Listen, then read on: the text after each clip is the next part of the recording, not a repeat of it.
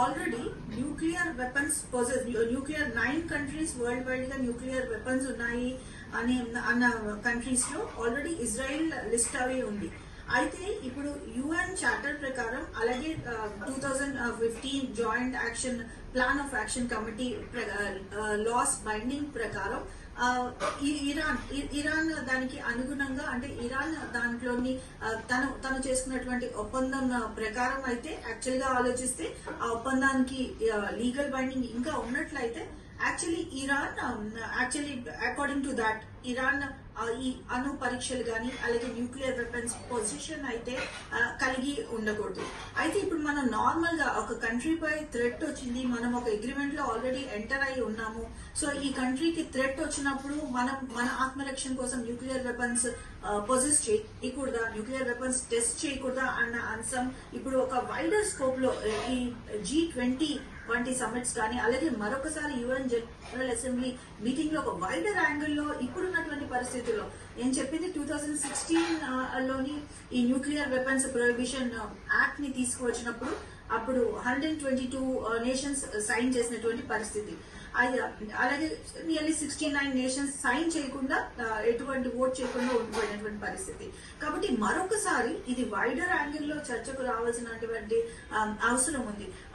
For example మన భారత్ కూడా ఈ అణు పరీక్షలు చేసినప్పుడు చాలా సార్లు మనకు అమెరికా వంటి దేశాలు అంటే వెస్టర్న్ డామినేషన్ తో వెస్టర్న్ ఎకానమీస్ కానీ అలాగే మిగిలిన డెవలప్డ్ కంట్రీస్ కానీ మన భారతదేశంపై కూడా చాలా సార్లు ఇదే విషయంపై చర్చలు జరపడం కానీ అలాగే ఇదే విషయంపై సిగ్నల్స్ ఇవ్వడం కానీ మన భారతదేశంతో కూడా జరిగినటువంటి పరిస్థితి మనం ఇక్కడ ఒకసారి ఆలోచించేయాలి. అలాగే ఇరాన్ పై ఒకసారి శాంక్షన్స్ విధించినప్పుడు మన భారతదేశానికి ఇరాన్ తోని బయాలటరల్ రిలేషన్స్ ట్రీటీ రిలేషన్స్ ఇటు ఇన్వెస్ట్మెంట్స్ పరంగా అయితేనేం కానీ అలాగే ఇన్ఫ్రాస్ట్రక్చర్ పరంగా అయితేనేం కానీ ట్రేడ్ పరంగా అయితేనేం కానీ ఇరాన్ మనకు ఒక స్ట్రాటజిక్ పార్ట్నర్ గా ఉంది.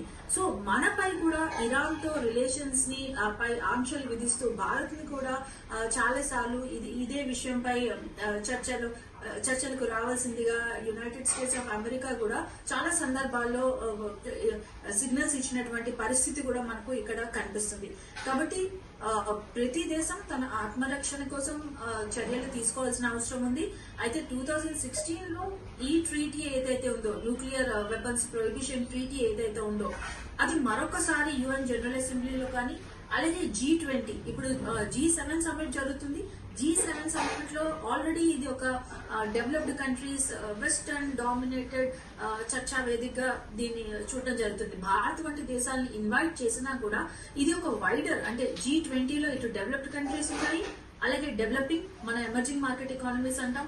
సో G20 వంటి వైడర్ స్పెక్ట్రమ్ ఉన్నటువంటి ప్లాట్ఫామ్స్ లో దీనికోసం మరొకసారి డిస్కషన్ జరగాల్సిన అవసరం ఉంది.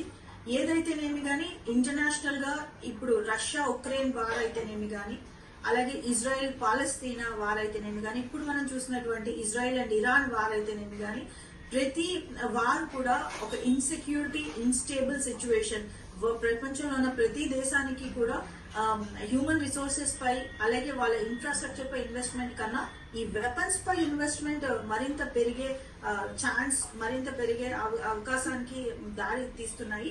అలాగే దీన్ని బట్టి కూడా వెపన్స్ మరింత ఇన్ఫ్రాస్ట్రక్చర్ పై కాకుండా వెపన్స్ కానీ అలాగే మరిన్ని న్యూక్లియర్ టెస్టింగ్స్ కానీ అలాగే ఇతర ఆర్మ్స్ పై కూడా అమౌంట్ వెచ్చించాల్సిన పరిస్థితి వాళ్ళ సెక్యూరిటీ కోసం ప్రతి దేశం చేస్తున్నాయి. అంటే this is wider business for many countries who are dealing with weapons business and arms business వాళ్ళకి బిజినెస్ ఇచ్చేటట్టుగానే అవుతుంది.